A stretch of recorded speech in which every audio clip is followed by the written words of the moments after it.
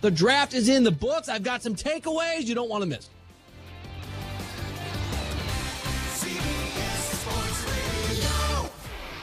The only way you can take CBS Sports Radio 1140 with you is with the radio.com app. Download it today and listen to us anytime, anywhere. The most in-depth coverage of the Silver and Black as they set their sights on Las Vegas for 2020. Live from the CBS Sports Radio 1140 studios, it's Silver and Black today. Join the conversation by calling 702-889-5978. Now, here's Scott Gulbransen.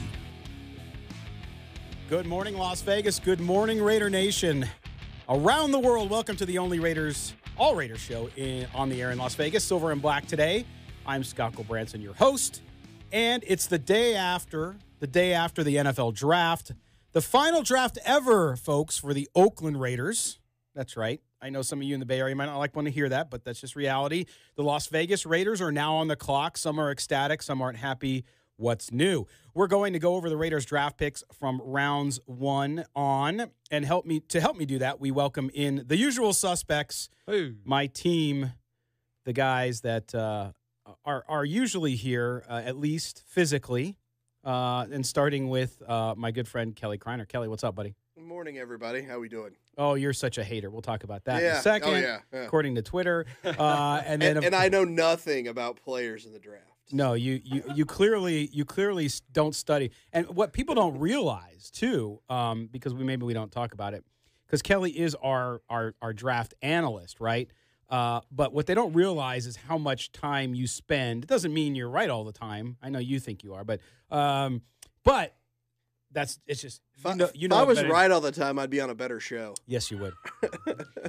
That's what I love about you. Okay, and then Chaz Osborne is here as well. Chaz, who survived the Raiders' private draft party. Yes, correct. Incredible. You made it. I didn't have anything left for the draft, but I'm only conditioned for 2 rounds of the draft anyway. I don't have the stamina. I don't have the stamina for 7 rounds. Well, and you disappeared for a day after. We couldn't find you. No, but we'll talk about that soon. So much to do on this show. And just a reminder, we're streaming today's show worldwide on the radio.com app. If you know someone in Raider Nation, anyone in Raider Nation looking for a show that covers the Silver and Black with some objectivity and professionalism, tell them to download the app and join us every Sunday. The best music, talk, and sports anywhere, live right here on their smartphone. Get the radio.com app today. You can also find it online at radio.com. Excuse me. If you're more visual and rather watch us in all our glory and physical prowess, it was just the draft, right? You can watch us, our live simulcast on YouTube, Facebook, or Periscope on Twitter. Join us right in the studio everywhere. And again, the live chat, it's already going crazy. I mean, just nuts in YouTube and Facebook. So check it out there as well. There will be lots of arguments. A lot of people are drinking the Kool-Aid right now, saying it was a great draft. We'll talk about why that's true or not shortly.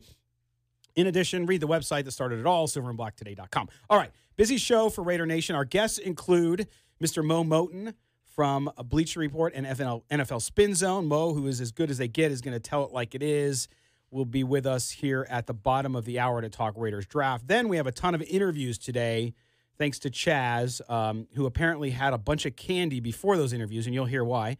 All done this week during the draft, including an interview with Raiders first-round draft pick Josh Jacobs, and Laura Oakman has that for us. We'll listen to that.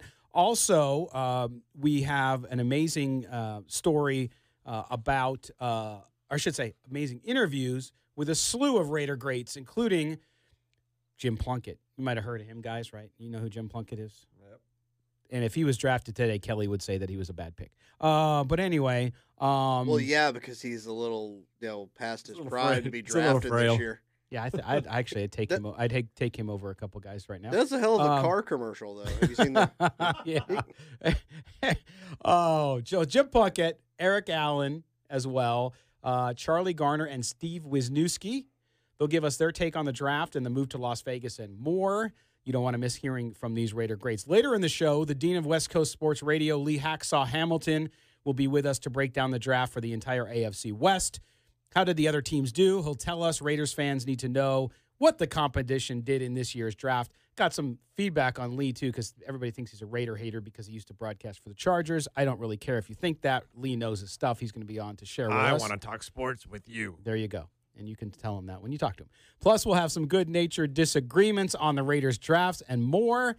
And we want your phone calls. You know, you guys are all really good at tweeting out, you know, all this stuff. Why don't you call in? 702-889-5978. That's 702-889-578. Can you live up to our number one draft pick caller? And that, of course, is Wally. No, and Chaz, you were on assignment at the swanky party. I missed but Wally. For those of us who were in the trenches doing work at the bar, Wally was there. So Wally came doing by. the hard work at the bar. Yes. Yes. It was tough. But anyway, 702-889-5978. Call us with what you think of the draft.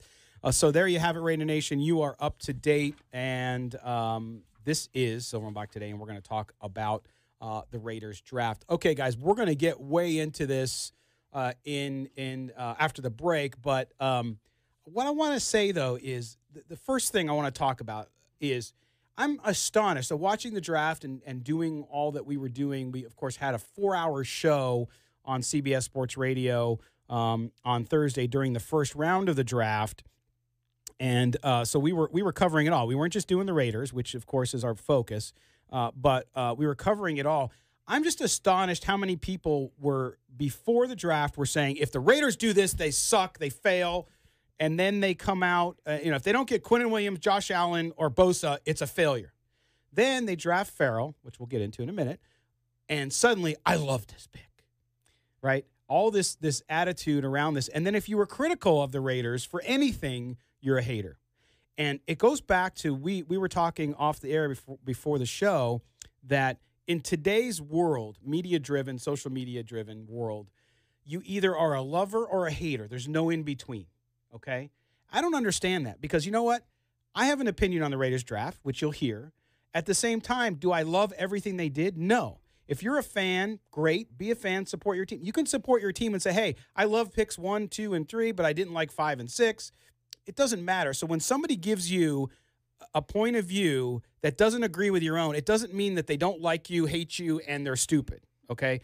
I think you have to value other people's opinions, and sometimes, Kelly, people don't agree. Well, most of the time people don't agree now. That's just the way it is. It's like you said, there's no nuance. It's everything's one side or everything's the other side. You know, it's like there are degrees of everything, and especially when you're talking about like sports teams and things like this, because you've got 22 starters counting offense and defense. You're not going to like every single player. It doesn't mean you hate the whole team, and people just need to realize that it's completely possible to be a fan of a team and not like what they do. Right. And Chaz, perhaps out of anybody I know in the entire world, you see the bright side of everything. But talk to me. I mean, you were perplexed by some of the picks. It's not like everything was like, oh yeah, that's a great pick, and everybody thought it was coming. Now, we all prognosticated, and a lot of us were wrong. I don't have any problem with it. We're just guessing. But do you know what I'm saying? The polarization, isn't it weird? I mean, you've been a Raider fan all your life. Has it always been that way? Yeah, I think every draft's been that way, right? Every sports team, everywhere across the board, there's the names that you know and the names you never heard of, and when they come out, and you think they're in the wrong position, hey, what's going on? Why are they doing this? Why are they doing that? Well, each team has a plan. They've got their board. Most of them think they know what they're doing, and they don't. And so for the fans, especially every draft, you have to sit back and wait. I don't know specifically the shelf life for NFL, but we always said in the NBA, it takes a guy 3 or 4 years to get his feet under him, get going, get used to the system and the next level of talent that you're going up against. So it's pretty much been like that since the beginning of time. Well, again, you're right. And somebody on YouTube was just saying that it takes, several years. Angelo Belcher on YouTube. Thanks for watching, man. It takes several years to see how these pan out. Right. But just like anything, you have to look at things and say, okay, based on what we knew going in, what the needs are, what the talent level is, what do things look like right now? So you make an assessment right away. If you didn't care about assessments now, you wouldn't be listening to all these shows. You wouldn't be reading all these articles. Okay, so we all want to kind of know what's going on and what we think. That doesn't mean that if you are a Raider fan, I saw plenty of them that got just hammered and attacked because they don't like to pick. And some of these fans have been Raider fans longer than I've been alive, okay, or close to it. Actually, I'm getting pretty old. That's pretty close. But the Raiders are like 9 years older than me. But so my point though is, just because the Raiders did something doesn't mean you have to love it, and just because they didn't do what you want to doesn't mean you have to hate it, right? So I think that with people, it's emotions, it's fandom. I get it, but I just wish that even in sports today, and I'm sorry to get on this esoteric rant, I just wish people would be more open to accepting other points of view. That's my key point here. And Kelly, you have a different point of view, which you're going to talk about shortly. And I know we're going to get all kinds of crap. And what's beautiful about it is you don't care. Not in the least. Which is the best thing ever. Because you know what? You have opinions, and if people either take them or they leave them, and who cares? But you know what I'm saying? I mean, have you seen this draft? I think was not as eventful. There just wasn't a ton of things. It wasn't leading into it. It wasn't during. And so I think people are reaching for something to like be upset, passionate, happy about. Yeah, well, I'd said before our show that this was the quietest like lead up to any draft I can remember, because there really wasn't anything trade-wise. There wasn't a bunch of stuff going out there. You know, the Kyler Murray thing had pretty much been done for weeks on weeks. So, I mean, it just kind of, I don't want to say it hit with a thud, because, I mean, it was still an interesting draft. There's still some, but it wasn't what we expected.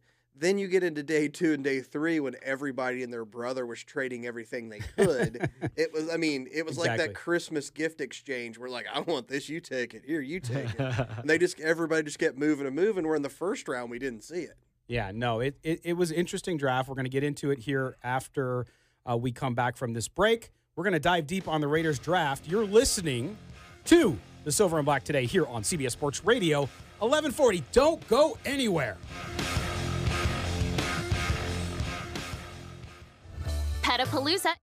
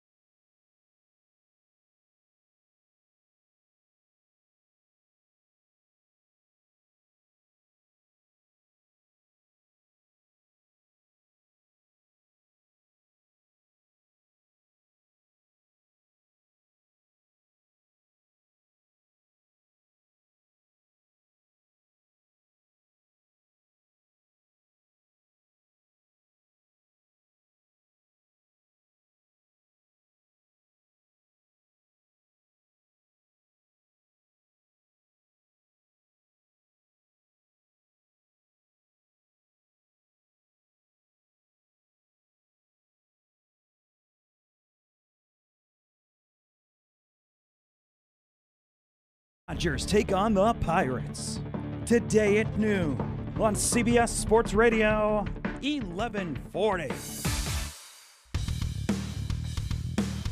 Hey, this is Rodney Hudson. You're listening to Silver and Black today. Yes, you are. Thank you all for being with us. The day after the end of the NFL draft, the Raiders' first draft with the combination of Mike Mayock and John Gruden. I'm seeing a lot of chatter in our social channels and on our live stream about the Raiders. Most people, I haven't seen anybody say they hate too much yet. I did love this tweet because we were talking about Kelly and him getting some criticisms again, which Kelly doesn't care if you criticize him, so whatever. Yeah, bring it. Don't care. I don't read it. I don't care. That's what's best about it. It's awesome.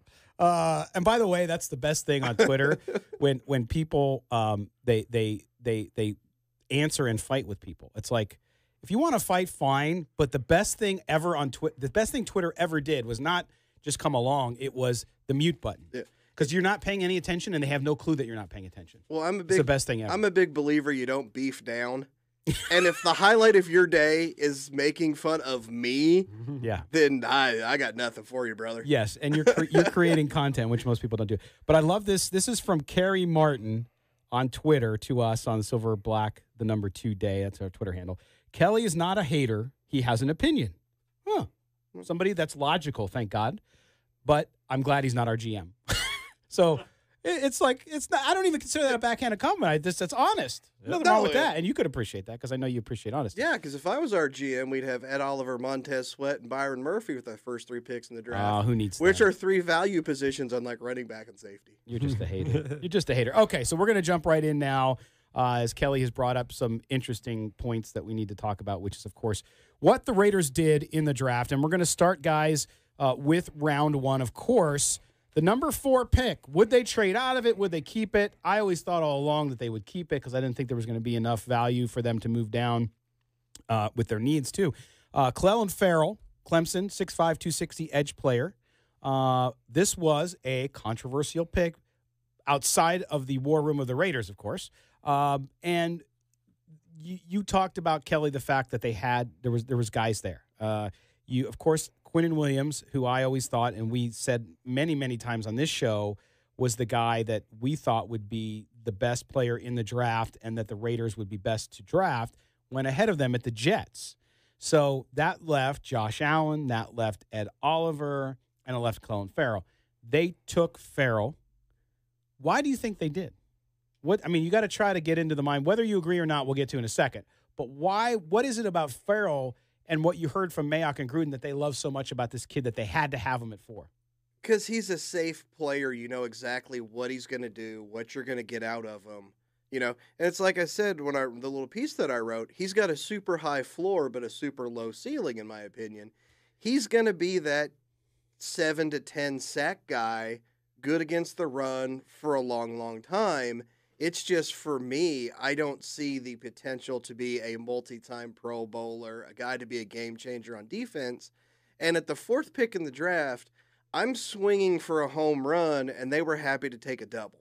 And you win games by getting doubles. You can build a roster that way. Yeah. But for me, it's like I just see guys that, is there a bigger chance for a bust from an Allen or an Oliver? Yes, but I think there's a bigger upside as well, and you have to take some risks to get reward. Yeah, boomer bust. You're right. I'm more of taking a safe play. I think this is just a case, in the Raiders' opinion, of the talent being equal, and they just went for the best character. He's a captain. He's a leader. Well, but in that case, you won't hear one person say anything bad about Josh Allen's character. Plus with the Josh Allen, you put him at defensive end. If he doesn't work out there, you move him to linebacker. You've got a Pro Bowl caliber linebacker as well. Right. The thing I was thinking, Mike Mayock, he worked for 10 plus years for the network. He was their talent evaluator and doing their mock draft. And you know this more than I did, but I'm pretty sure McShay and Kuiper, they're all pretty respected.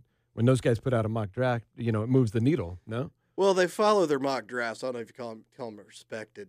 They pretty much they're like they're like anybody else that does this stuff. They just get hammered 90% of the time. Everybody calls you an idiot because everybody behind a Twitter keyboard or behind there is like smarter than you are. But if Mayock's still there working, and now he's doing his dozen or so press junkets, leading up to the draft, and he's got Farrell in his top 10 or maybe top 5. Now that moves the needle. Now everybody's talking about Farrell, and maybe it's not such a surprise, because everybody knows his name, and he's there. He's grouped in that same grouping with, Josh Allen and Oliver and Bosa. Well, I think Kelly's right. I think it's a safe pick. It's not a bad. And here's the other thing, and it's funny. I'm seeing comments on YouTube about, well, what his if you took Josh Allen and his contract would be bigger later on. You want another Khalil Mack? It's like, guys, he's any number 4 pick is going to be in the same contract situation.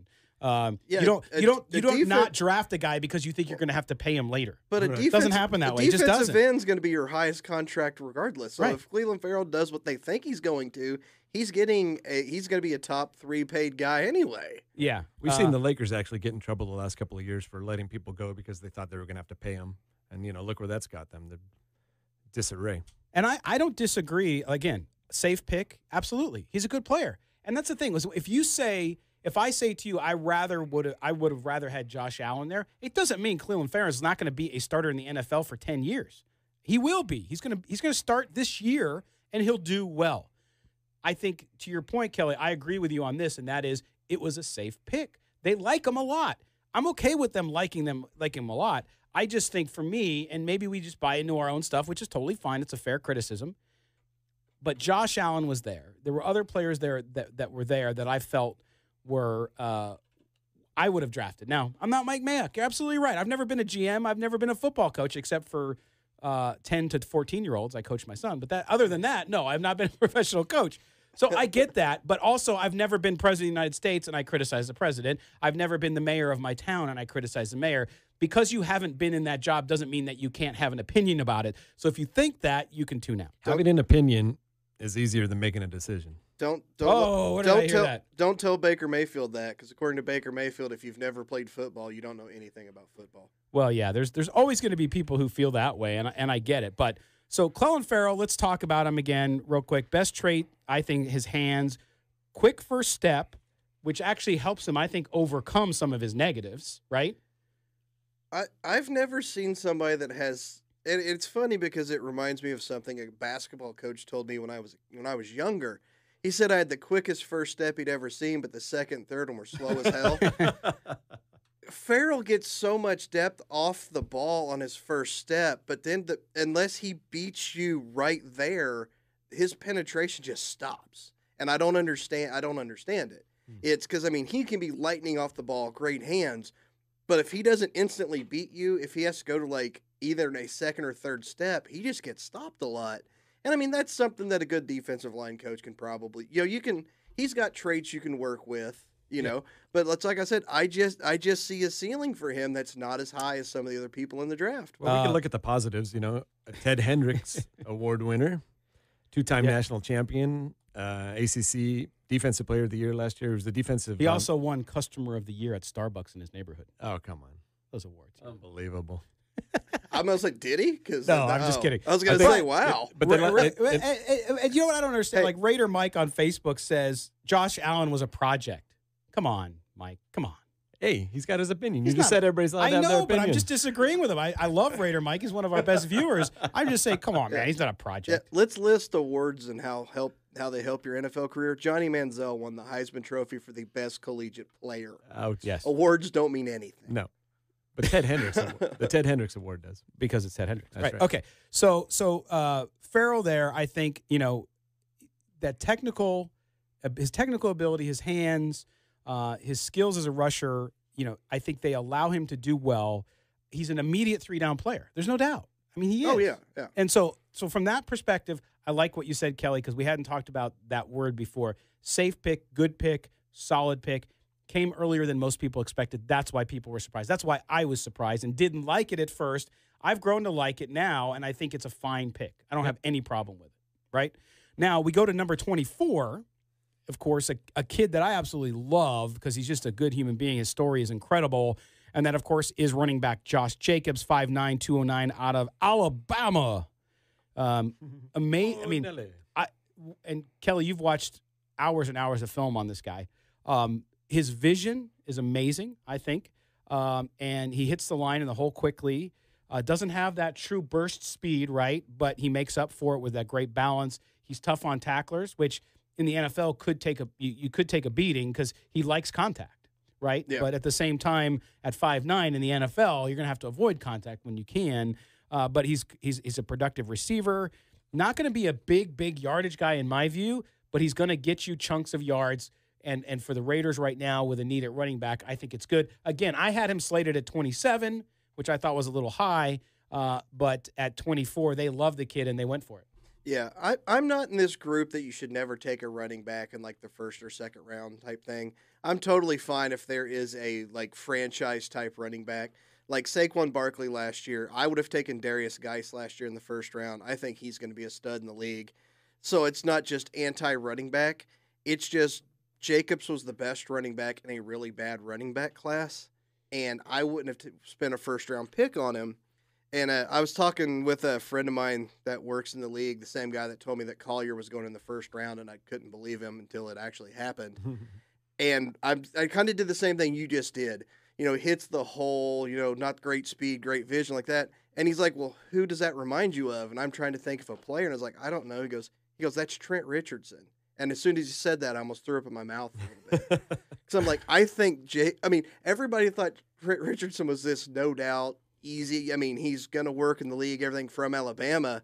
And then it scared the hell out of me when he compared those two. Because, I mean, this is a guy that makes a living working in the league as a scout, and he compared those two. Wow. Yeah, that's I'm like, that just like ruined it. It's like, well, that's the thing is I like the kid a lot, and if you know anything about his story, it's hard not to like what his story is, right? I mean, it's living in a car and his father raising 5 kids on his own, living in hotels, just an amazing story of overcoming. So great story, but I think he's going to be fine. You know, again, there's people online comparing him to Marshawn Lynch. I think that's a little bit of a reach. But injuries his sophomore year hurt him, so he kind of bloomed late.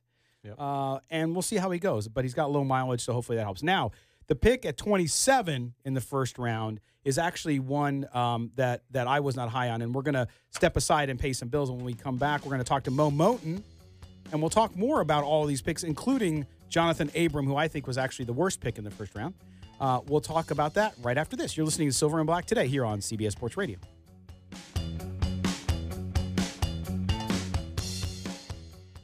See what can happen at Chapman?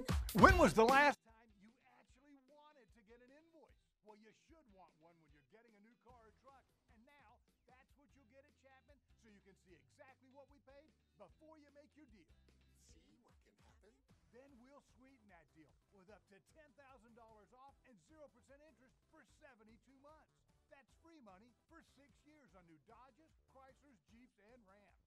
Remember, Chapman refuses to be undersold. When you see the actual invoice, you'll see how we can make that guarantee and always beat our competition's prices. Don't miss our spring sales event all this week. Your invoice with up to $10,000 off is waiting at the Chapman dealership nearest you. Chapman, Nevada's #1 Dodge, Chrysler, Jeep, and Ram dealer. Visit ChapmanLasVegas.com for more information. OAC on select models offers may not be combined. Come and see what can happen at Chapman. Prescription opioids can be addictive and dangerous. I lost my dad to prescription opioid addiction. Everybody knows somebody who is struggling with this very problem. Losing my mentor, my best friend, somebody who made me the person that I am. One pill too many that ultimately killed him. Prescription opioids. It only takes a little to lose a lot. Visit cdc.gov/rxawareness. This message, developed by the Center for Disease Control and Prevention, sponsored by the Nevada Department of Health and Human Services, aired in cooperation with the Nevada Broadcasters Association and this station. There is no known safe amount of marijuana use during pregnancy. Marijuana is not safe for pregnant or breastfeeding women and their babies. Everything a mother eats, drinks, or smokes affects her developing baby or enters her breast milk. Just like alcohol and tobacco, using marijuana can have negative effects for your baby. Any form of marijuana may be harmful during pregnancy and while breastfeeding. Marijuana can affect your ability to care for your baby or someone else's baby. It is best for women to quit using while pregnant and breastfeeding. If you are pregnant or a new mother using marijuana, you are urged to seek help to quit. Pregnant women receive priority admission at state-funded treatment centers. Visit SoberMomsHealthyBabies.org. That's SoberMomsHealthyBabies.org or call 211. This message sponsored by the Nevada Division of Public and Behavioral Health, aired in cooperation with the Nevada Broadcasters Association and this station.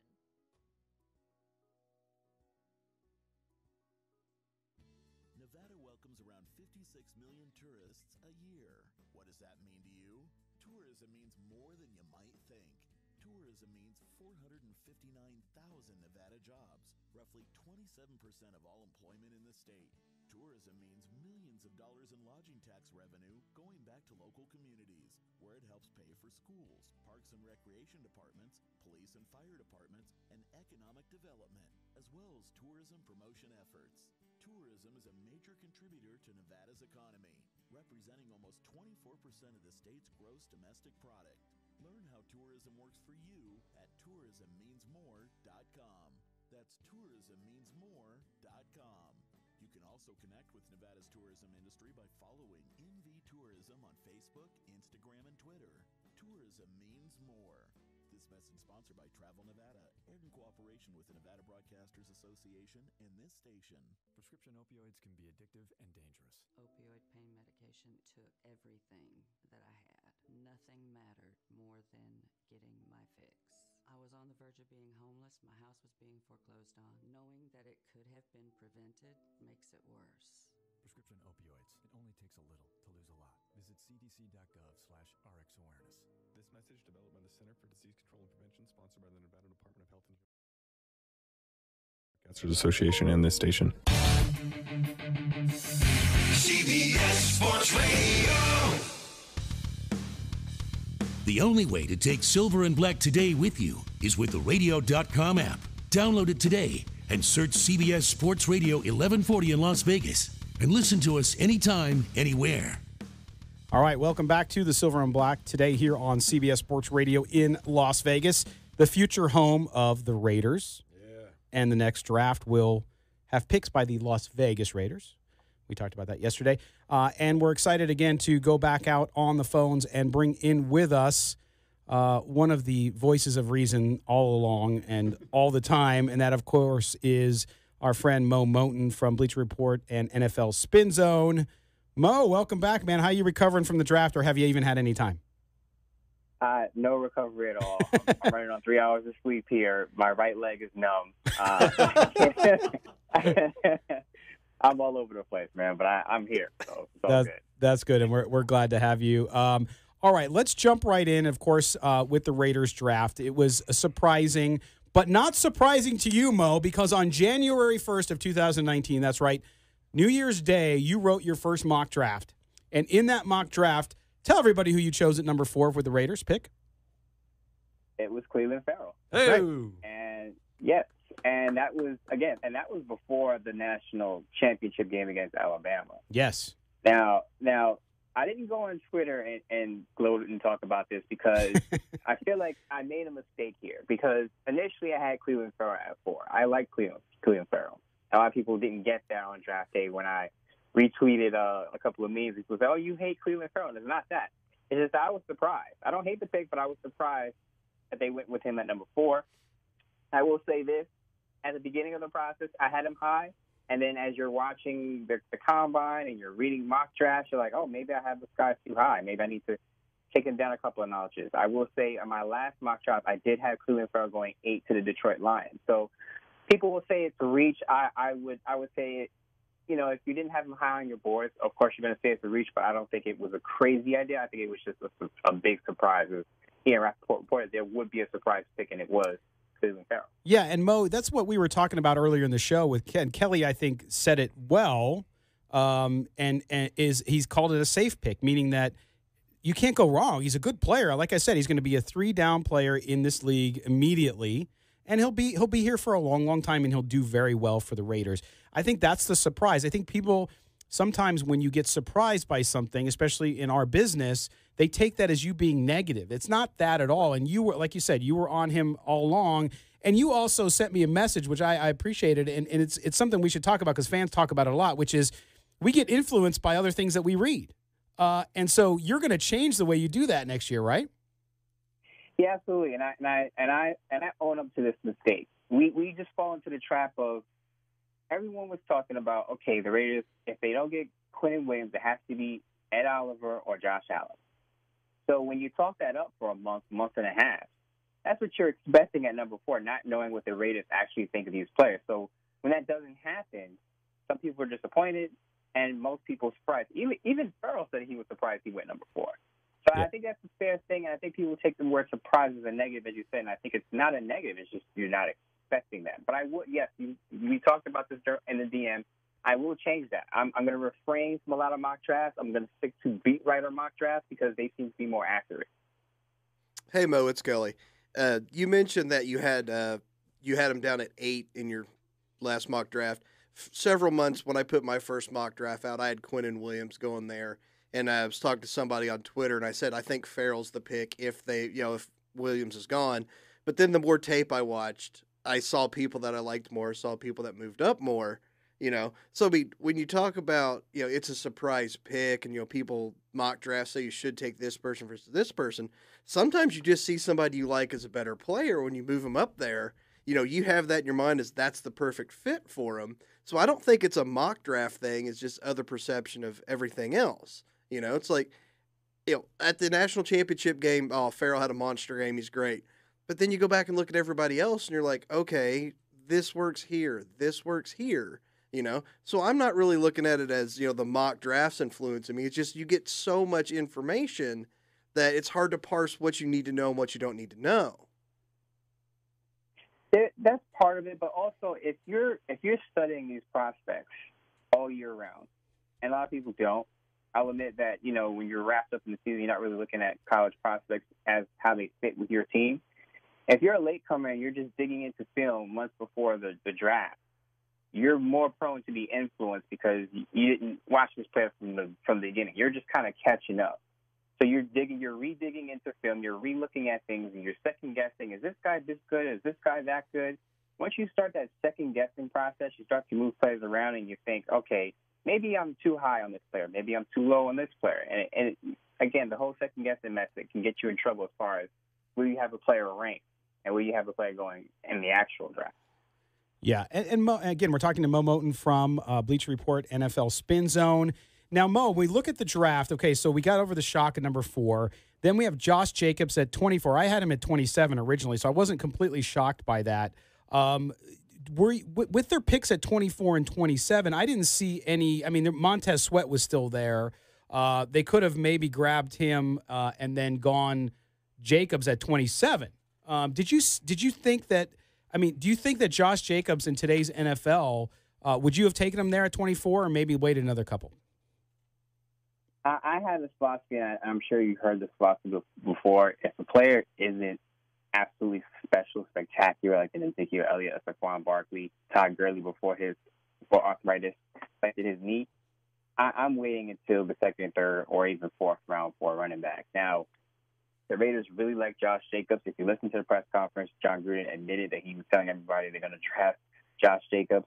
I read Peter King's piece the week of the draft, and there were rumors that the Colts or the Philadelphia Eagles were interested in Josh Jacobs. So I thought the Raiders thought if we don't take him at 24, he could be gone at 27 because I believe the Colts picked right after 24. So I believe the Josh Jacobs thing was Gruden really liked him, so they felt like if we don't take him, he could be gone. Let's get him now. But me personally, I'm the type of guy that if he's not a spectacular talent, I'm not saying Josh Jacobs isn't going to be a good player. I think he'll be solid. He fits what Gruden wants. He can run, catch, and pass protect. But me, I prefer let's take a guy in the second or third round if he isn't a top pick. But I'm not mad at the Josh Jacobs selection because if you look at Derek Carr getting sacked 51 times, you're going to need a guy to be back there and pass protect. Yeah, and again, if you have those wide receivers out there, he can catch the ball. So. Well, and in the couple minutes we have left, Mo, the segment has just gone by so fast.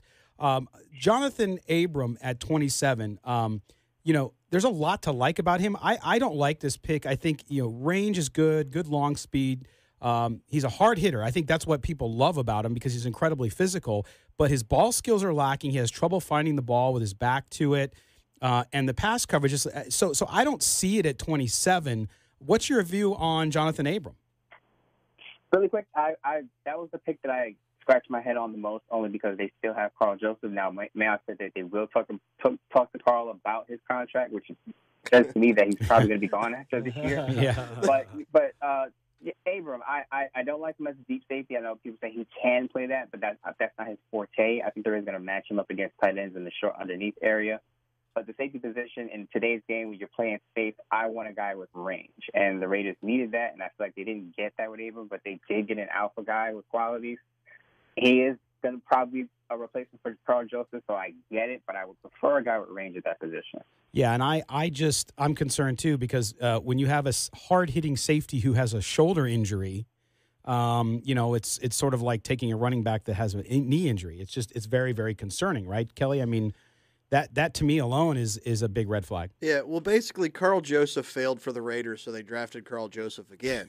It's like you're taking the exact same player that Carl Joseph was coming out of West Virginia, and expecting a different outcome from the exact same player. Yeah, and Mo, again, there's Kelly hating on everything. No, I'm just kidding. That's how some people look at it. But Mo, overall, we don't do grades. I know you don't do grades, but overall, what word would you use to characterize the end result of this Raiders draft? I would call it the not so sexy necessary draft. Yep. And just to sum it up, Gruden talked about he needed mature guys because people didn't talk about this a lot, but the Vegas move played a lot into this draft. They needed mature guys who would be able to handle that move and keep that locker room together. All right. Mo Moton from Bleacher Report, NFL Spin Zone. Read his draft stuff. I know you have more coming. Follow him at Mo, Moemoton on Twitter. Mo, thanks again, man. We'll have you on real soon. Pretty sure I'll have more sleep next time and be back. That sounds good. We'll send you coffee. Thanks, brother. Take care. Thanks, Mo. All right. Mo Moton has been with us. Always a great guest and great conversation online as well about that spot. When we come back from this paying of bills, we're going to talk more about the draft, and we'll get into the rest of the picks of the Raiders. You're listening to Silver and Black today here on CBS Sports Radio, 1140.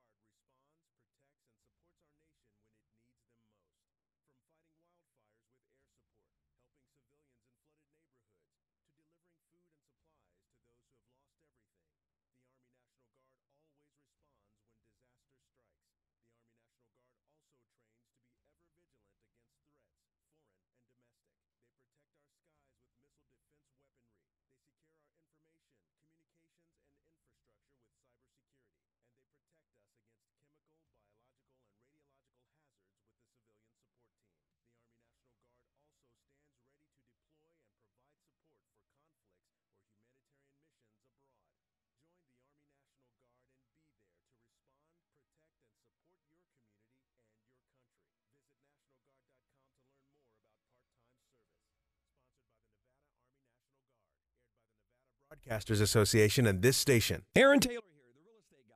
Join me and Dustin DeHart from Nova Home Loans every Saturday for Real Estate Live from 11 a.m. to 1 p.m.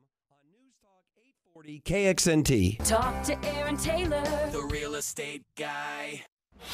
The Dodgers take on the Pirates today at noon on CBS Sports Radio 1140. Hey, this is Tim Brown, Hall of Famer. You're listening to Silver and Black today. Tim Brown. Look at the shirt I got on, guys. See that? People on TV can see it. Yes. Okay, Kelly. Come on, Kelly. Bring it. It says undefeated in perfect season. How did that season end? Doesn't matter. Like it says undefeated season. Wasn't it undefeated season? Did it come with the season, not postseason? Did it come with a season? Did it come in a 2-pack with a UCF or UCF? I want to call you something. I want to call you something, but I can't use it on the air. Way to ruin my joke there. Mark, get the dump button ready. Oh, he's had that thing ready since we got on the air. I know. Yeah. At least if you're good at your job, you have. Yes, he's and Mark Bonilla, our executive producer, is the best. Is the best. So he's always ready. Doesn't matter. Okay, back to the draft. We left off. We asked Mo about it. I want to get your guys' view of it as well. We had a viewer say that his favorite pick was Abram. And you know what? If you like people who hit people hard, I get it. But people who hit people hard don't cover receivers, and they don't win you ball games just because they hit hard. Abram, a good player, as Mo Moton also agreed, it was a reach at 27. I think you could have done much better there. I mean, a lot of people had him as the number one safety, but the big thing in the NFL is getting turnovers and getting the ball back, and that's just not something he's not going to do that. You know, he had 2 interceptions in college. It's like I was telling you guys earlier, one of them he stole from a teammate, and the other one, the wide receiver runs the wrong route, and it basically hit him in the chest to the point to where he couldn't, like, there was no way he wasn't catching it. And people are talking about how Abram is the replacement pick for Khalil Mack, right? And you know, Josh is the replacement pick for Amari Cooper. Other way around. Yeah, okay. Yeah. Either way, you can't even look at it like that because the Raiders still have Chicago's first-round pick next year, right? Yeah. So that's just an incorrect way of looking at it. You know, that's why we didn't need to panic and take the sexy pick. Everybody's worried about Josh Allen or Ed Oliver. And you're talking about boom or bust. They're just staying true to their philosophy, which is high character, football talent, and a passion for the game.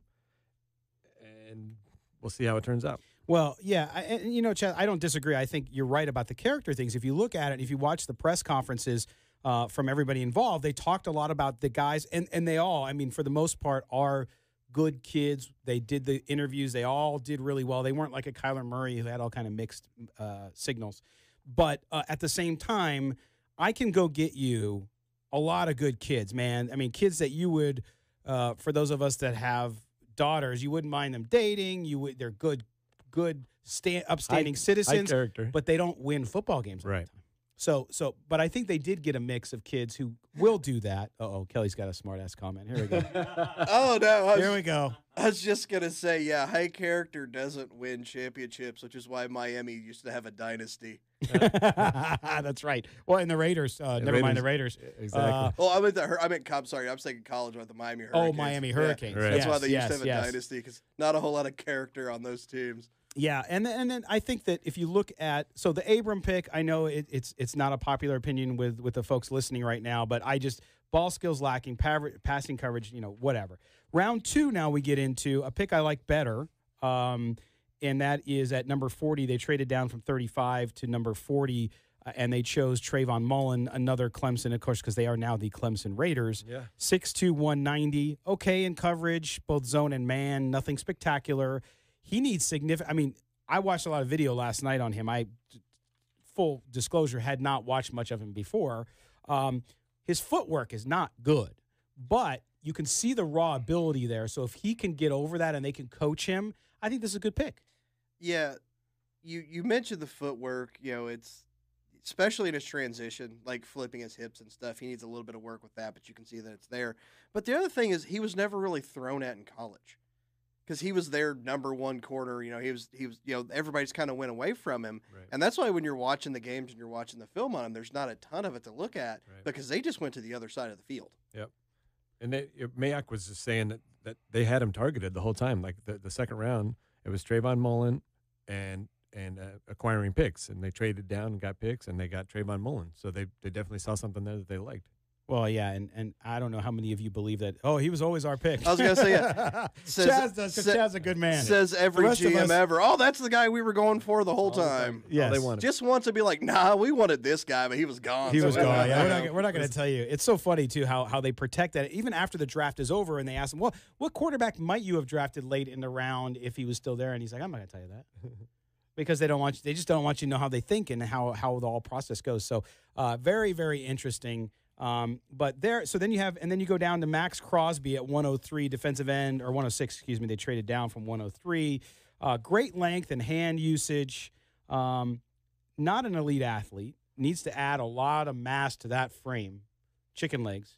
And doesn't have that power element, but Kelly, he's got really good finesse skills, which you can see why they take him there, because there's a lot of potential there. Yeah, and he's got the frame that you can add to, once you get him into an NFL weightlifting program and everything like that, he'll be able to put that on his body. I actually like the pick because, he's basically the second or third best defensive end we have on the roster right now. And so any help at D end was sorely needed. All right, and the last pick we'll get to, we only have about 45 seconds. Foster Moreau, tight end from LSU. Great pass protection tight end. Not a replacement for Jared Cook, at least right away, and also does well with his body control. With his run blocking. At best, I think he's a tight end 2, but he can be in there as basically an extra offensive lineman in both pass and run protection, which is valuable. Yeah, his combine testing was kind of surprising. He did a lot better than a lot of people thought. And I don't think you can really judge his pass catching ability or anything like that because he went to LSU. And for some reason, one of the best programs in the country doesn't pass to the tight end. Well, no, not only that, but they haven't had a good quarterback in ever. That's right. All right. Well, that is Hunter Renfrow we'll get into, and Quentin Bell also a little bit later. When we come back from the break, Chaz Osborne has a bunch of interviews for us that we did with folks from the Raiders, and we're going to give you those. Jim Plunkett, Eric Allen, and much, much more here on the Silver and Black today, only on CBS Sports Radio, 1140.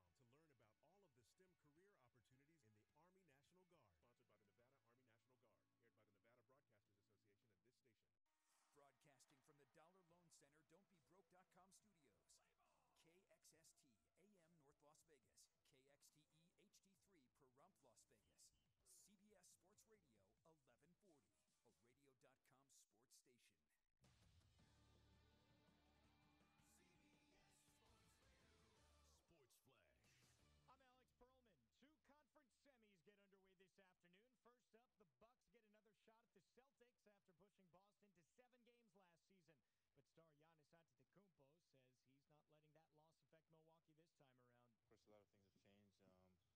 The way we play, pretty much, they haven't changed as much. They still play great basketball. They defend really aggressively. They're going to play with a lot of pace. Obviously, they have Kyrie this year. But at the end of the day, we're just going to go out there, play hard, focus on ourselves, and try to win games.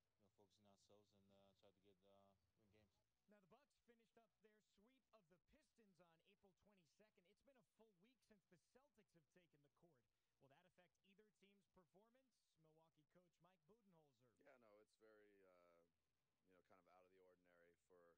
Will that affect either team's performance?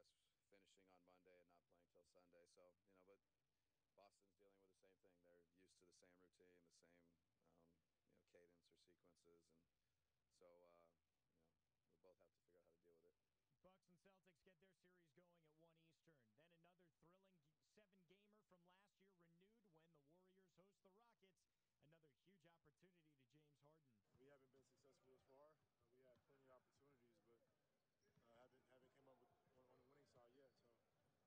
Boston's dealing with the same thing. They're used to the same routine, the same, cadence or sequences, and so, we both have to figure out how to deal with it. Bucks and Celtics get their series going at 1 Eastern. Then another thrilling 7-gamer from last year renewed when the Warriors host the Rockets. Another huge opportunity to James Harden. We haven't been successful thus far. We had plenty of opportunities, but haven't came up with on the winning side yet. So just another opportunity for us to change that. Obviously, we know how difficult it's going to be, but I think every possession, every game is something different and something new, and we just have to take advantage of the opportunity that we have. They'll tip at 3:30 Eastern, but Golden State might be shorthanded. Both Steph Curry and Klay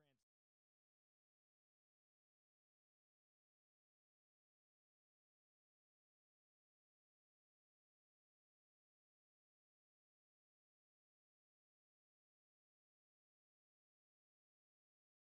injuries. Stanley Cup playoffs, Islanders and Hurricanes resume their series in Brooklyn with Carolina leading 1-0. New York trying to regroup after sweeping the Penguins in their first-round series. They'll drop the puck the Barclays Center at 3 Eastern. On the diamond, the Yankees go for their 9th win in their last 10 games this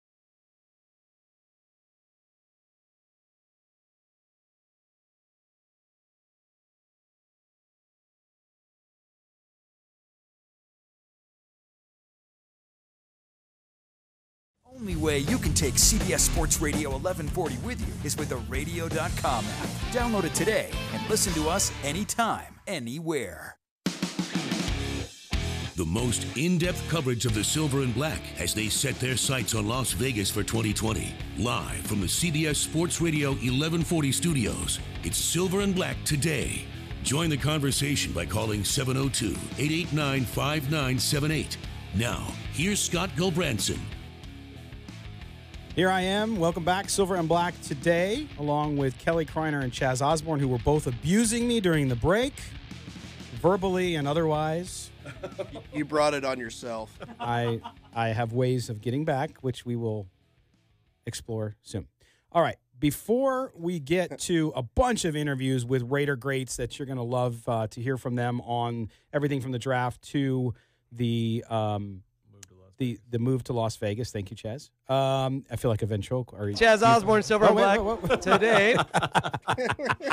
Listen, for all you kids, Mark is so good. That's the new drop. For all you kids listening out there, stay away from Red Bull. I can just give you that advice right now. Chaz Osborne, Silver and Black, today.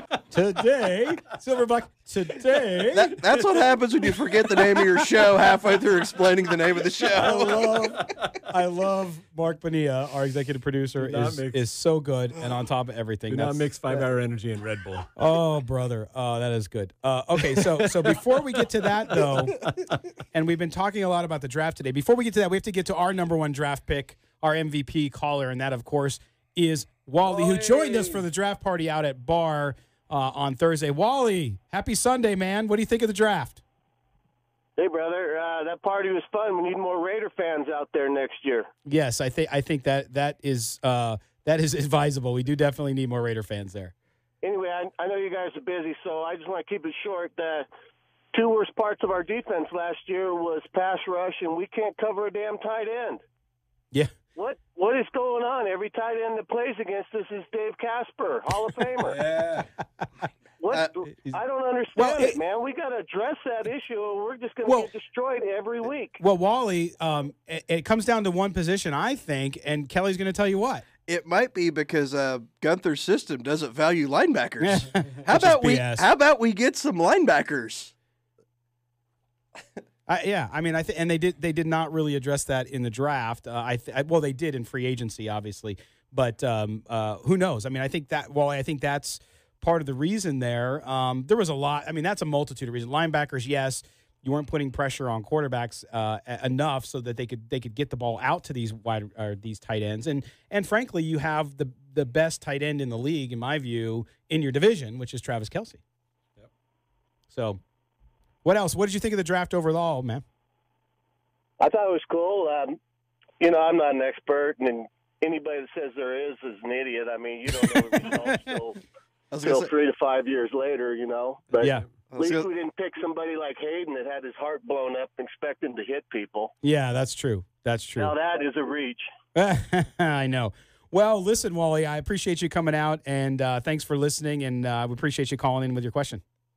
All right, good show, guys. Later. Thanks, Wally. Thanks very much. Okay, now we're going to get into Chaz Osborne, Silver and Black. Chaz Osborne, Silver and Black today. I could just see him doing the old, and if you're watching the video, shows Silver and Black today. Doing a little whiff. Okay, so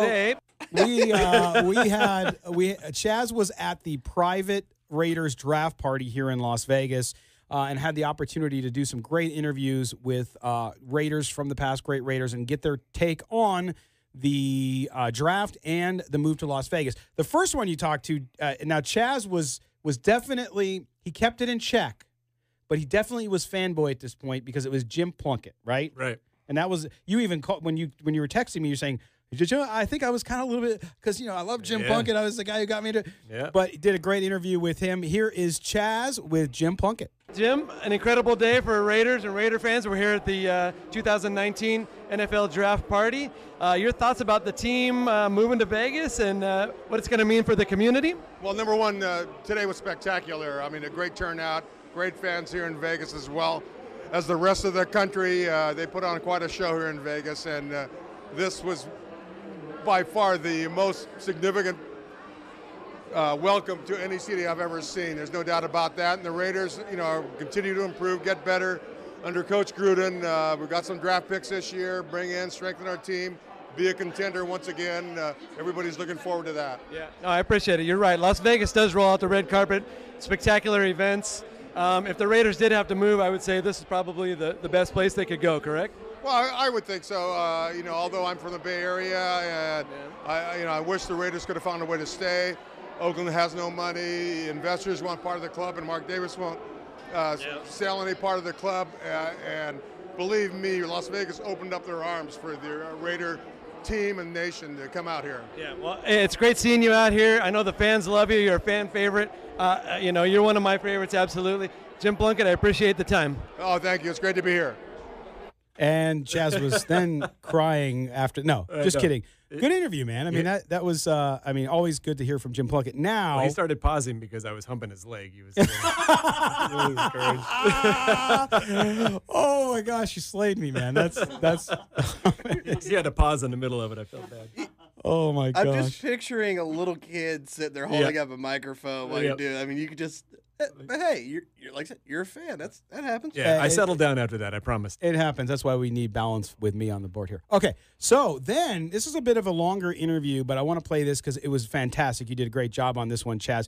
And that was we caught up with Eric Allen, who was at the party. Yep. I haven't seen Eric at a lot of Vegas events yet, but with the team now coming pretty quickly. And oh, by the way, the stadium is on time. Will be finished on time. You had a great conversation with him, and so here is Chaz, not sounding as excited, but still getting in some good questions with Eric Allen. Eric, pleasure. I appreciate you taking some time out to spend with us. You grew up in San Diego as a Raider fan, is that correct? I grew up in San Diego as well. What was it like growing up as a Raider fan in San Diego? Well, it was hard, a little bit, until we won Super Bowls, and the other team didn't. So it was a lot easier, And we had our hometown hero, Marcus Allen, play for the Oakland Raiders. So it was an easy transition, And I just remember all the great players and their personalities. Yep. And that's something that was unique to the Raiders, back in the 70s and 80s, because the rest of the teams were just kind of a uniform or a helmet. Right. But the Raiders, Mr. Davis allowed his players to have some personality, and you can see them, with the helmet off. Cliff Branch, Plunkett, Matuzak, all those great players, and you're able to learn a little bit about that person. You're bringing back a lot of great memories, man. Hey, I didn't mind growing up in San Diego with all those guys. 'Cause you're right, they were like our little sister anyway. It didn't matter. That's right. There you go. Now, I know you were coaching with the AAF, and that kind of suddenly stopped. Yeah. Unfortunately, are you planning on doing any more coaching, anything in the? You know what? It was an amazing experience while it lasted. There were some great, talented guys. We have a guy from our team who's been picked up. I think it's Alex Barrett, a defensive lineman. He looks a lot like Dwight Freeney. Really small but explosive, has some great pass rushing moves. So we've had 4 or 5 guys who've signed contracts already. They just needed opportunity. And what was really cool was Coach Gruden and his staff, they watch film each week on all of the guys. So give them opportunity. So it was really good to see. I'm here with Eric Allen at the Raiders draft party in Las Vegas. I'm wondering why wouldn't they have a minor league system for the NFL? Is that just too much? Well, I think this was one of the best opportunities it had, but financially, I'm just not sure the first group was set to handle a lot of the expenses that were going to come because of the travel and getting 8 teams, across country and staying in hotels. So I'm not sure if they did their due diligence, but the product on the football field was really good at a high level. I had 3 or 4 guys in the defensive backfield who were, 3-4-year players who had played in the league. So the talent was there. Right on the next level of making it to the next league. Yeah, right? They just needed reps. They needed, I found myself a lot just working technique every day in practice, so that guy who didn't get those opportunities got to really sharpen his tools. And I talked a lot about the tool belt and the toolbox and going up against different caliber guys, what you need to be successful. So Cameron Kelly, who was signed with the Steelers, who played cornerback, he's about 6'2", about 200 pounds, and he's long. So hopefully guys like that have opportunities to play in the league, yeah. So tell us about are you excited about the Raiders coming to Las Vegas in 2020? Are you going to be here? I'm really excited, and it really starts today because like that 98 team, when John Gruden first came, Charles Woodson, myself, Eric Turner, we were new guys coming into the Raiders, and we understood what the Raiders were about, but it first started with defense. If you can remember, that year we were 5-2 or 5-3 at midpoint, but everyone got hurt. Right. So we were looking for the playoffs in John's first year, basically. So John understands that you need offense to score points, and AB is phenomenal. Carr's going to do a great job. Hopefully the line is in sync. But defensively, you need to be able to get stops and get off on third down. I'm with you. I preach defense first 100% all the time. Now, I've heard one thing about Gruden. He does like a quarterly system where he wants to win every quarter. Is that right? Yeah, that's been back in the day, yeah. So we focused on those first 4 games. So as a player, I'm going to pay attention to that first game, but I'm only going to go 4 games out as far as film preparation and film study, and that's what we're trying to concentrate on, those first 4 opponents. So we're going to we want to try and go 3-1, 4-0, if possible, and then you recharge your energy, you recharge your batteries, and then you get back to those next 4. So it makes it a little easier, you can focus a little bit more. Well, I appreciate you taking some time out. Las Vegas, excited for the Raiders. Hopefully we'll be seeing you out here a lot more. For sure, Raider Nation, baby. Hey, man, I appreciate you. There's Chaz with his high energy level. You guys were crying. I was laughing so hard in here. You guys couldn't hear what we were talking about. But, so great interview with Eric Allen. And by the way, Chaz was an NBA scout. He was not a reporter. You did a great job, man. Thanks. Speaking of a great job, also you got to catch up with Charlie Garner. You want to do it when we come back, Mark? Or? Okay, we'll do it when we come back. We're going to step aside and take a break. And when we come back, we'll hear from Charlie Garner and have some more talk on draft winners and losers here on Silver and Black today on CBS Sports Radio and the radio.com app.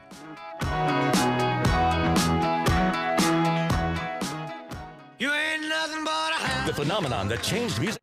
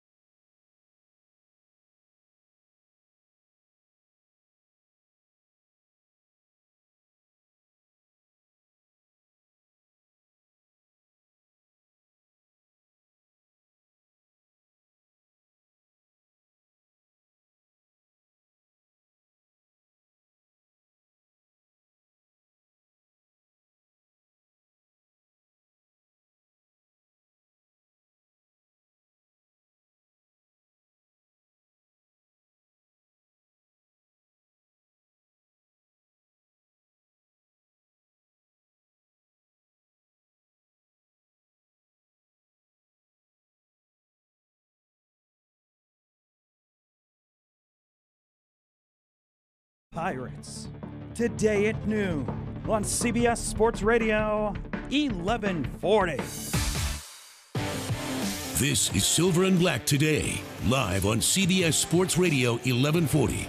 Here's your host, Scott Gulbranson. Silver and Black Today. I'm never going to get sick of that. That is awesome. That is Chaz Osborne and all his youthful excitement. That's right. It's fantastic. Okay, we are back here, and just an amazing show thus far. The conversation online, there's a lot of people. There's people out there telling us we should do a Chiefs show instead. Whoa. There's people out there who are pretty vile, and I love it. We'd have a lot of material if we did a Chiefs show right now, man. Yeah. Boy, their weekends Oh suck. my gosh, we're going to get into that in 10 minutes with Lee Hamilton. We're going to go over the AFC West draft. So stay tuned for that. We want to bring you again, Charlie Garner. A lot of you guys commenting how much you loved him because he was such a tough as nails player and great guy. Really loved the Raiders fans really loved him, and so we're gonna get into that. Chaz has another interview, and we'll see. I'm not as excited. Hopefully, you're not humping any legs this time. I'm not as excited. On this one. Anyway, here's Charlie Garner at the Raiders private draft party just on Thursday night. The Raiders just picked Clelin Ferrell with the number 4 pick. Charlie, what's your reaction to that? It was kind of surprising, but not really in the aspect that I think they was really looking for an inside guy that could bring pass rush along with run stopping, and that's what they were looking for so they can free up the edge. So I believe they are headed in the right direction. I'm a defensive guy. I always preach defense. You can't win championships without defense, so I'm very, very happy that they took a defensive player. As far as the Raiders moving to Las Vegas, what are your thoughts? The community is so excited. How about your perspective on Las Vegas? Well, I mean, the Raiders are loved everywhere they go, but at the same time, this community here is very close to California, so it will be no disconnect. In fact, it's just been a fluctuation of Raider fans that's just been brewing here in Nevada that's been looking for an occasional cheer without having to travel. So that's what they get that right now. But it's unfortunate that Oakland will be losing a team. LA's lost a team, but the Raiders are still on the West Coast, so it's to be loved. All right. It's better than them moving to San Antonio or somewhere where the Oakland fans can't get to as easily. I mean, think about Oakland. I mean, just think about the Raiders in Texas. It doesn't even sound right. But at the same time, this sounds like a town for Raiders. This is a town for Raiders, and the Raider fans will enjoy it, and they'll love it. It's Raider Nation, so we're everywhere. Well, they'll support the Raiders, but at the same time, it's a lot of the Raiders that's in Vegas. Anything goes. Well, let's talk about you personally. I know you're a big family man. You're doing a little bit of coaching. What have you been up to lately? Basically, been trying to get my daughter to graduate college and get my son fundamentally sound, whether it be in football or basketball, and my daughter head on straight, my middle daughter, as far as what she want to do as far as being, what I'm saying, she wants to be a plastic surgeon. So I'm just like, whatever, pursue your goals, man. So I have to keep mine in track as well as going to speak to the youth and trying to get them to do well and hold my youth camps. But, I mean, at the same time, it's an everyday job. Yeah, no, it's incredible, the work that you do with the kids. I mean, we all have to do it. They say it takes a village to raise a child, and we all have to do our part. Now, is your daughter going to Tennessee as well? No. She eventually went to William & Mary, and she transferred to Valdosta State. But my other daughter, she wants to go to school in a warmer climate. She was born in California, so she was thinking about Cal Berkeley or somewhere in Florida. So we'll figure that out later. That's a great move. I'm all for warmer climate myself. I know you're a Laker fan, and I worked for the Lakers for several years, and we're just hoping they get back on track. Any ideas, anything they can do, anybody you can call to help them out? Well, I mean, I wish I could. I mean, Magic brought me in as a Laker fan, so it was heartbreaking to see him depart. But at the same time, I know the Laker organization would do the best they can to get someone in there who follows the Laker way, which I think will be Kobe. If not, then we'll see what happens after that. But no, LA is LA, and if you want to be a part of a winning organization, a part of a brand, a part of something that's bigger than the NBA, I really believe you want to be a Laker. Yep, I agree. Chaz Osborne, Silver and Black Today, here with Charlie Garner. And at that point, the same thing with the Raiders. We're on the verge of coming back to greatness. Wouldn't you agree? Oh, yeah, absolutely. And, I mean, it starts with, a change at the helm, and we've already made that move. And then it starts with some unpopular moves. And now everything's starting to shape up the way you want it to be. And you just hope that everything works out today, the draft picks, and everybody comes in healthy and ready to go with a positive attitude. Well, Charlie, I appreciate you. Raiders draft day party here in Las Vegas. Great talking with you, Charlie, and all the best luck in the future. All right, there you have it. The excitable Chaz Osborne. No, good work, man. And to hear, Charlie Garner, one of the fan favorites. Yep.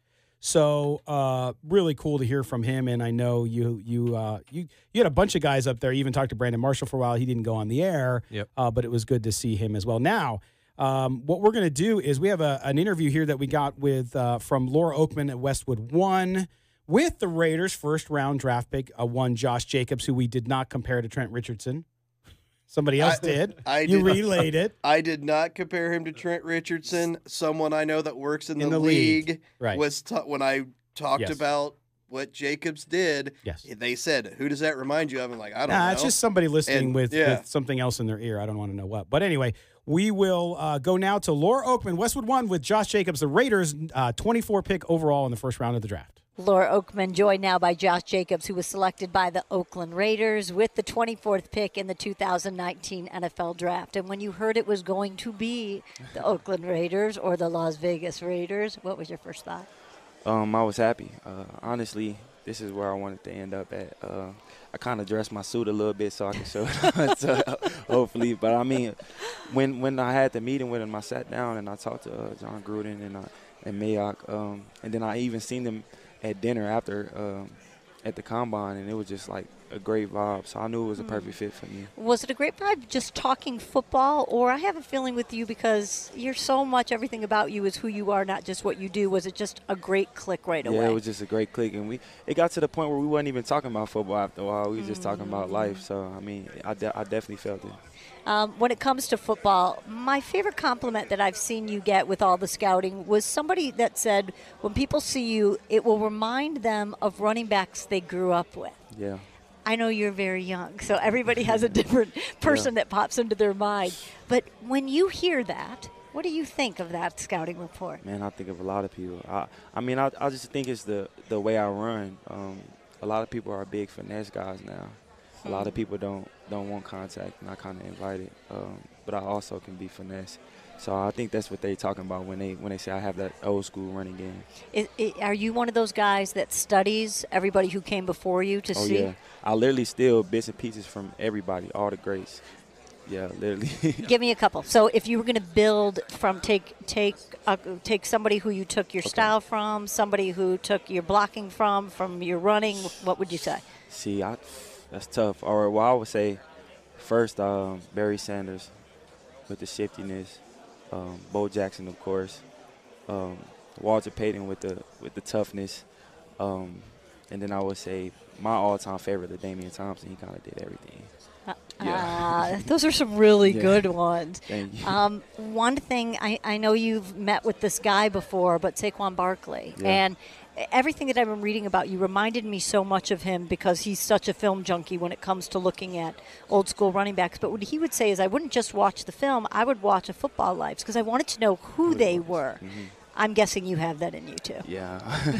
Yeah, I mean, it's definitely because it gives you an edge. I feel like backs, I mean, of course now backs, we have a lot of great backs in the league and things like that, but it was just different there. I feel like that was like the great era of running backs. So. One thing I love that you talked about the blocking right away because, or the hitting, because that's another old school trait. It's not just that you're willing to block, but it seems like you love to get that contact. Where does that come from? It comes from me not wanting to get hit. Honestly, I'd rather hit somebody than let them hit me. Oh, I didn't see that answer coming. Yeah. Wait a minute, that was a twist. It's hard to evaluate you because of the sample size. You were part of such a deep running back platoon at Alabama. How did that help you as a player and as a person? It helped me a lot. It helped me. It taught me patience. It taught me the importance of staying mentally prepared and ready for the game, taking mental reps even when I'm not in the game, so I don't be behind when I get in the game. And it just taught me to grind for everything. I wanted to talk football with you, but I really couldn't wait to talk about life with you because you have one of the most amazing journeys of, I would say, of this draft class, but just of so many people, period. And you didn't talk about it for such a long time and just started to a couple of summers ago. Yeah. When people ask you what your story is, What are you most proud of that you overcame to get to here at this moment? I would say just being in the environment that I was in, just being the first person in my school to go to college, just being the first person ever, like, from my school to go to the league. I mean, it's bigger than me. It's me putting the city on my back. It's me trying to change the culture of everything, giving people back home faith in that they can do better things and they can be whatever they want to be and they can achieve whatever with hard work and faith. So I mean, it's bigger than me. And for people who don't know your story, they would hear that and just think it's a tough way you grew up, a tough environment, but not understanding that you were living in hotels, you were living in your car. Your dad raised you 5 siblings all together. I heard something your dad, Marty, said, that he would say to God, I don't want to screw them up. Yeah. Knowing that, how does tonight feel to share that with your father? It's huge. It's huge. I mean, he used to tell me all the time, I hope that he didn't know if he was doing the right thing or not. And it's paid off for him, so it's a big moment for him. As I'm sitting here watching you with tears in your eyes, the biggest thing that gets you so emotional, is it about your journey as a man, or is it about your father's journey to get you here, or your 3-year-old son, Braxton? There's so much, I'm guessing, in those tears. It's a combination of everything, literally. It's a combination of everything. Like I said, it's bigger than me. It's bigger than me. So when people look at you right now and they see that Oakland Raiders hat, the big smile, gorgeous suit, and the newest young millionaire, that's what everyone sees. What do you want them to see? I want them to see that I'm a regular, normal human being. I want them to see that I've been through things, but I don't want them to view me as like a sob story or anything like that. I want them to see like the power in it, the beauty in my struggle. And the biggest thing I want to do is give back to my community. So that's the biggest thing on my list. You're already thinking about that right along there with playing football. Yeah. That's pretty awesome. Josh, I've so enjoyed this. Congratulations and good luck with this next chapter. Thank you for having me. That's Josh Jacobs, selected 24th by the Oakland Raiders. With Westwood One's coverage of the NFL Draft, I'm Laura Oakman. Laura, thanks to Laura for that great interview. Fantastic. My favorite part, beauty in the struggle. Just an incredible young man, and I hope he has great success for the Raiders on the field. We're going to step aside when we come back. Lee Hacksaw Hamilton, longtime NFL play-by-play, and the Dean of the West Coast Sports Talk Shows will be with us. He'll talk to us about the AFC West draft. How did the Raiders competition do? We'll talk to him about it right after this. You're listening to the Silver Black Today on CBS Sports Radio 1140.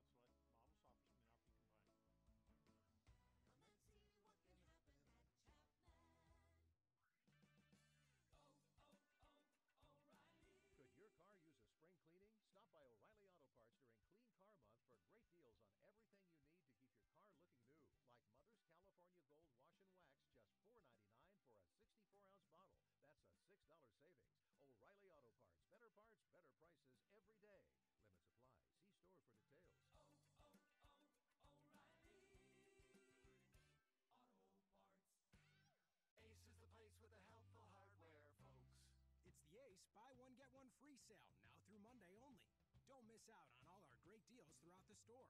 Save on top brands like Scott's and Ortho. Plus, get deals on other products you'll need this spring, like birdseed, spray paint, light bulbs, and more. With so many great buy one, get one free deals, you can't afford to miss it. So hurry in. The Ace Buy One, Get One free sale ends Monday.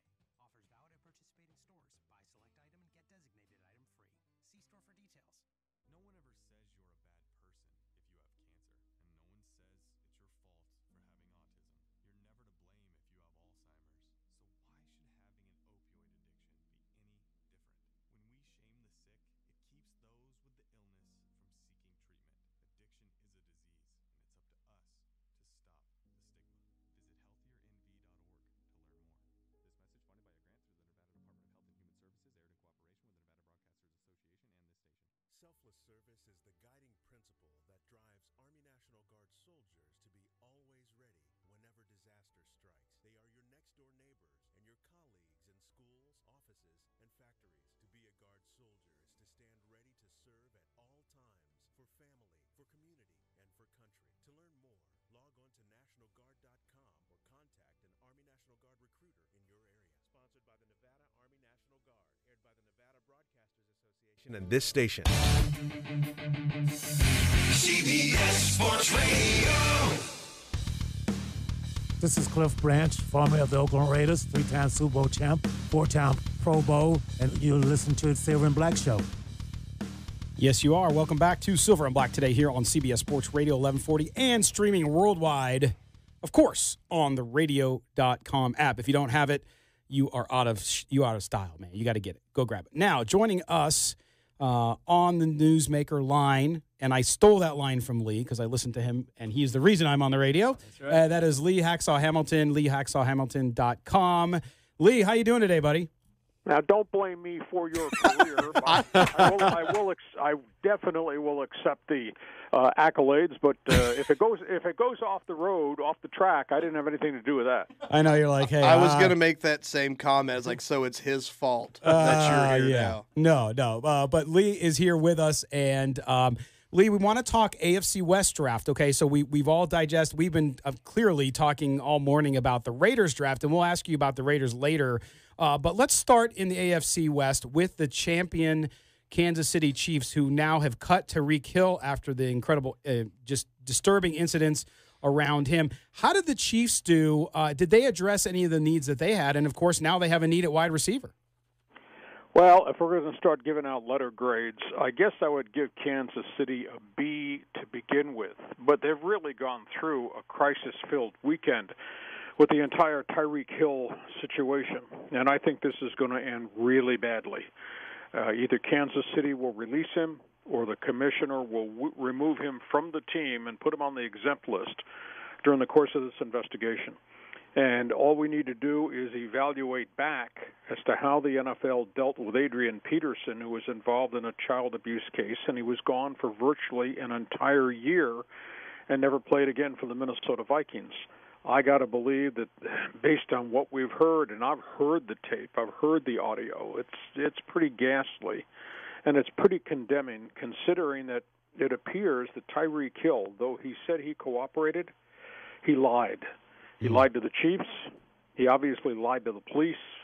Whether or not there was a conversation yet with the NFL, he may have lied to them.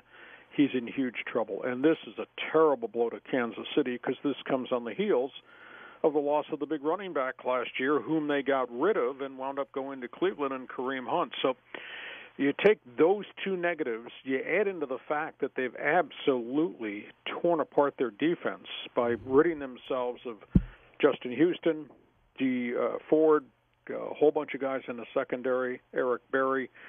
This is not the same team that we saw have that fabulous season under Patrick Mahomes last year. So all that is kind of a preface to where we are now. So I think it's a roster that's a little bit of transition. The kid they drafted is a nice wide receiver, but he's not Tyreek Hill at this point in time. I don't know that they've really replaced Kareem Hunt. So I wake up this morning, it's almost like it's Patrick Holmes and Travis Kelce against the rest of the world. We'll see if Mecole Hardman is the wide receiver from Georgia is ready to step in. I do like the second pick they got. I think he's a pretty good football player. Juan Thornhill. Yeah, out of Virginia. Boy, they got all types of issues. Granted, they did trade for Frank Clark, and they signed him to a mega contract. But, boy, if there's no Tyreek Hill in Kansas City after not having had Kareem Hunt, I think it takes a toll on the team.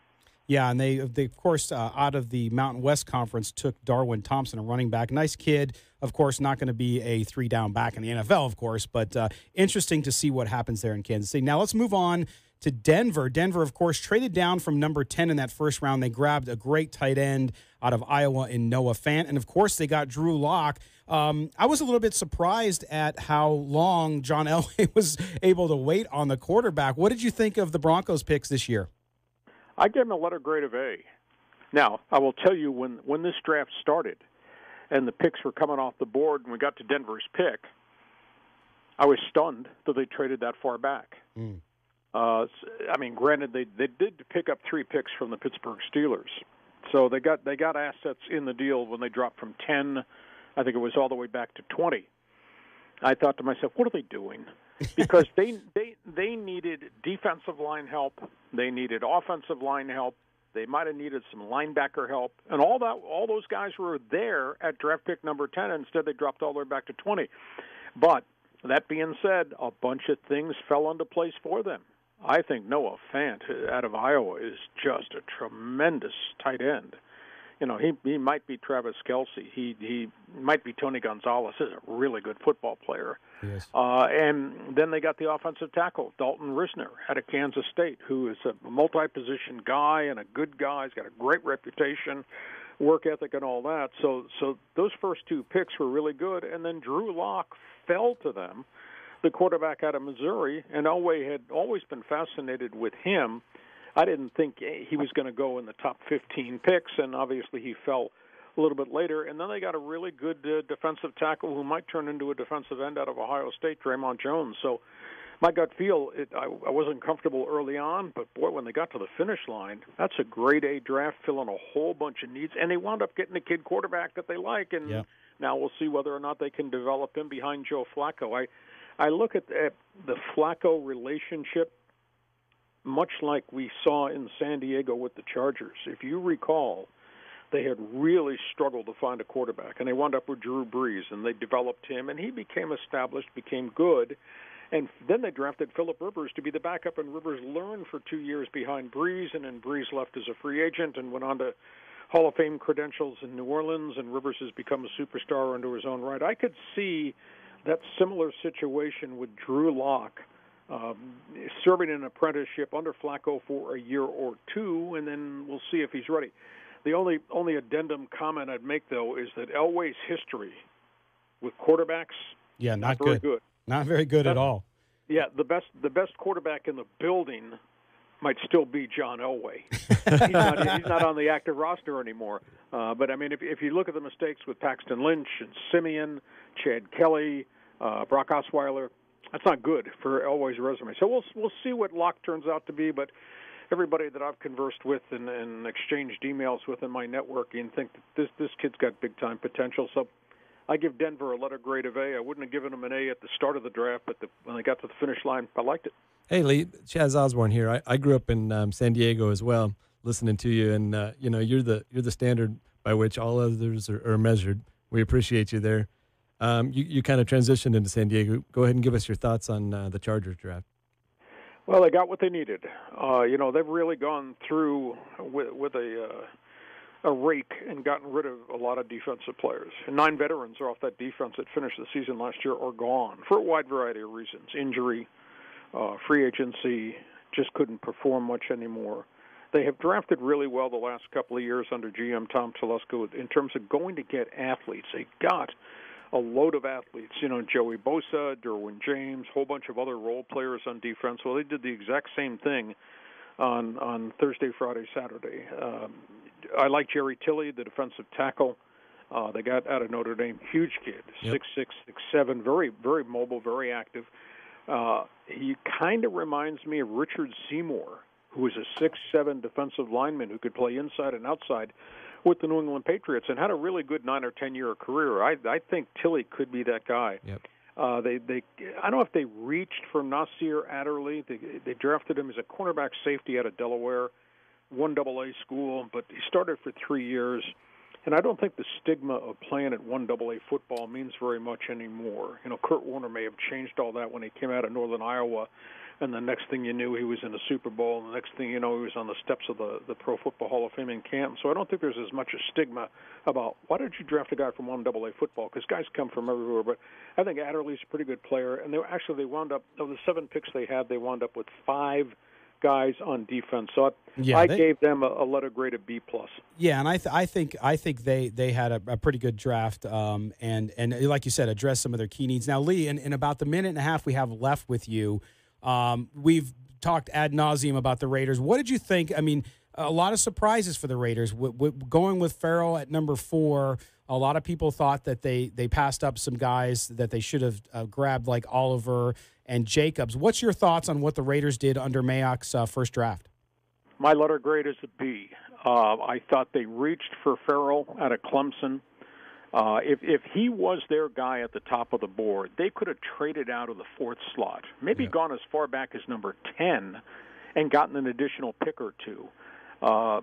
They didn't. I didn't quite understand that. They bypassed Devin White. They bypassed Josh Allen. They bypassed Ed Oliver, Christian Wilkins, Dexter Lawrence.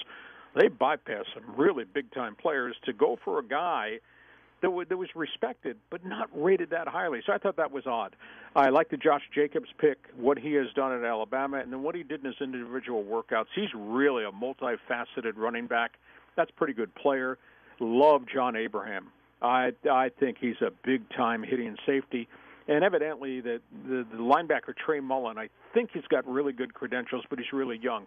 But at the end of the day, they needed defense, and they got defense. They could have gotten more, I think, if they had traded out of the 4 slot and gone back to maybe 9 or 10 and gotten Farrell an additional pick. But I can't beef. Anything going forward on defense is better than what we've seen on defense the last couple of years in Oakland. That's no doubt. Lee Hacksaw Hamilton, check him out, leehacksawhamilton.com. Always informed and one of the best in the business. Lee, thanks again, and we'll talk to you real soon.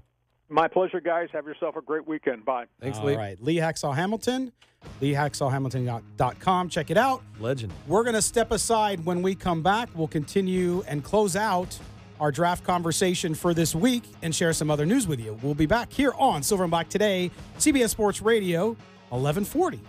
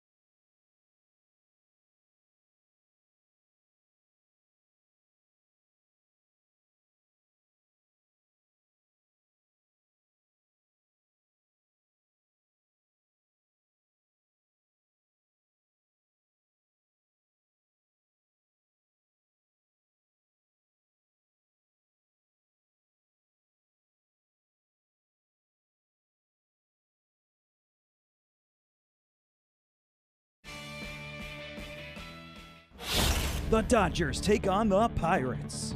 Today at noon on CBS Sports Radio 1140. Help us talk the Silver and Black. Call us at 702-889-5978. Here's Scott Gulbranson on CBS Sports Radio 1140 AM. Welcome back. Silver and Black today here on CBS Sports Radio 1140 from Las Vegas. Also worldwide on the radio.com app because Raider Nation is worldwide. From Baja to the Colorado Rockies. Canadian Rockies. Come on. We just had Lee Hamilton on. That's a know, shout out. We got but a hey, caller listen. from Colorado. Yes, we do. So we are going to the phones, and I believe this is Raider Mike from Facebook who watches our show a lot. Mike, welcome. And how are the Rocky Mountains today?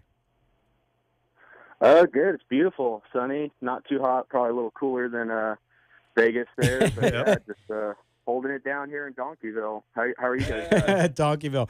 We're doing good, man. What's up with you? Tell us what's up. Excuse me. Tell me how to talk. Tell me what's on your mind. Yeah, a couple things. So, I've been saying for years about the Patriots, and a lot of their success is, that they've had inferior teams in their division. And so if you think about it, right there is almost 5 to 6 wins per year in a 16-game season. So obviously, everybody knows if you can win your division, you have a lot better chance of making the playoffs. So I guess it's a two-parter. One is, what do you guys think with, between free agency and the draft, what is needed for us to, either win our division, which is a long shot, or at least, get a wild card or maybe a home playoff game? How do we need to match up, say, with Kelsey and some of the teams, like the Chargers have a really good defense and stuff? And then the second question, do you guys think we should, when we go on the road this year, do you guys think we should, set up some tents, some practice facility, and just stay on the East Coast for weeks so we're not flying back and forth? Yeah, I was thinking that might be a good thing until the London game, and then come home and then do it again for a couple weeks. Yeah, and they've done that before. I know when they were on the East Coast last year, they actually went to Miami to practice in advance of the what game was that? I can't remember now. Yeah, Baltimore. actually, I think it was Baltimore. A few teams have done it. It works. Yeah, it works. But to your point about the playoffs, we've seen a lot of conversation online today about where do you think this team ends up. I think with the brutal schedule, Kelly. I mean, it is a brutal schedule. Don't fool yourselves, folks. It really is. I can see this team. I mean, being very positive. I think 6-10 to 8-8 are all very possible. That 6 and 10 is kind of like where I was kind of putting them. I think the bigger issue, not the issue, but I think the bigger thing to look for is just improvement on the field, not necessarily win-loss column this year. Right. Because with that, I don't care what anybody says. With that schedule, you're penciling in 2 losses no matter how good they play in that stretch. Yeah. They could be the AFC champion by the end of the year. They're still losing at least 2 of those games in there. That's just you don't travel like that. You're not away from home. You're not going overseas to London and winning those games. Right. It's just not going to happen. Chargers and Chiefs as well, right? Yeah. So as long as you see improvement on the field, I don't think the record is as important. No, you're correct. And hopefully the Chiefs, Mahomes has a sophomore slump, and now the problems they're having, they come back to the pack a little bit. He's on the cover of Madden Football, and then 30 seconds later, the audio comes out of Tyreek Hill, so the curse is already kicking in. It's already there. So that helps us. Mike, thanks for calling in and representing Raider Nation out in Denver. Hey, love you guys. Scott, you say when people are hating, you take it as vitamins. So, I'll throw it out there. I know being on the road is going to be tough, but the best way to overcome adversity is to work as a team. I was in the Army, and yes. if you can get everybody operating, at the same level and working really well as a team. I mean, look at the Patriots. They have not had the best. I hate the Patriots, but they have not had the most talented teams, but they always click it to a different level, come December. It's because they're operating as a unit, as one together. Yeah. So, if we can do that, then I think, we'll see how it goes. That's the goal, right? Agreed. And thanks for your service, Mike, and we'll talk to you again real soon. Thanks for calling in. Yep. And you know what? He brings up a great point, too, which is the Patriots. They just keep winning, and they draft, and they don't make headlines. They had the best draft ever. No, they just do their thing. And so, But they have the best coach and possibly the best quarterback in the history of the sport. That helps. Those little things don't matter. I mean, that's Come on. everybody talks about the Patriot way and the Patriots and everything. They have the best Talent. coach in the history of the sport and maybe the best quarterback. Yes. The two most important things, and they've got the best ever. That's why you keep winning, not because you keep having mediocre drafts. You know, not because you trade for 19 picks where 2 of them hit. It's you have the best coach and possibly the best quarterback ever in the history of the sport. Okay, so we have a little bit of time left. This is usually Kelly's corner. We're going to jump in and kind of co-opt his corner a little bit, but I want to talk about who you guys think had the best drafts. I'm going to give you my top 3 and then hear from you. I thought number 1 was Washington. I mean, it shocks me to say that, but you look at Haskins, Sweat, and Love, even though he's coming off a knee injury. Then number 2, I had the Cardinals. I mean, if you look at the Cardinals, Kyler Murray, I know it's a polarizing pick. Brian Murphy, Andy Isabella, Zach Allen, Akeem Butler, and Keyshawn Johnson. I mean, unbelievable. And then I talked about the Chargers with Tillery, Adderley, and even Igabule. I'm a fan of his. I know, the linebacker in the late round. Boy, those 3, what do you guys, who do you have as your top 3? Well, it's kind of boring, but I actually had the same 3. I kid you not. When I saw what the Redskins did, I was blown away. The fact they got Kelvin Harmon in this, I still don't understand that. He's one of the top wide receivers, and he doesn't separate as well. It doesn't matter. He makes plays at the catch point. They got their quarterback. They traded back and got Sweat. That was a great draft. Arizona, they did not handle the Josh Rosen thing well. That was a complete just miscarriage of everything. But their draft was great. I would have liked to have seen him get a little more help on the offensive line, but they got Gilbert, try to get some people healthy. And I'll throw Indianapolis in there just because I know what they're trying to do. They're building, the first round pick, they were never drafting at 26. That was always going to be traded. They want second, third round picks because they're building depth. They hit on all 3 of those picks, man. I mean, some guys fell to them that they didn't think were going to be there, but they crushed it. I agree, Chaz. It was the Raiders that had the best draft overall. Oh, what do there you guys? You go. There you go. You're a lot of fans out there very happy you said that. Yeah. How are you guys even missing? It was Raiders 1, and then number 2 was the Raiders, and then probably number 3 was the Raiders. Well, we have a special note though. Oh. No. Okay. But what else? Raiders. Okay. Are you just done after the Raiders, or is there a couple more you like? Actually, the Giants. I know they're getting ridiculed for taking the quarterback in the first, their top pick. But then after that, they really went out and got some players, and just the way the draft, shook out, it wasn't as anybody expected, and it never is. And I thought they did a pretty. Obviously they had 3 picks in the first round, just like we did. So it's going to look a lot better when you've got these 3 foundational type players. Silver and Black today. I knew it was coming. If you've been listening all day, then you know what that's about. But no. I mean, it was a fine draft. It was not incredibly exciting. There was more coverage than ever. But I think I give the Raiders, if I had to give them a grade, I would give the Raiders a very solid B, maybe a B+ if Josh Jacobs can really turn it up. I like the kid a lot, so we'll see. But either way, people will love or hate whether or not or how they drafted. Kelly Kreiner, thanks, man. Yeah, no problem. All right, Chaz, we'll see you next time. On the what? On the what? On the Silver and Black today. All right, guys, thanks for being with us. Silver and Black today. See you next Sunday. We're here with Chuck, founder of Dollar Loan Center. Is it true that mostly low-income people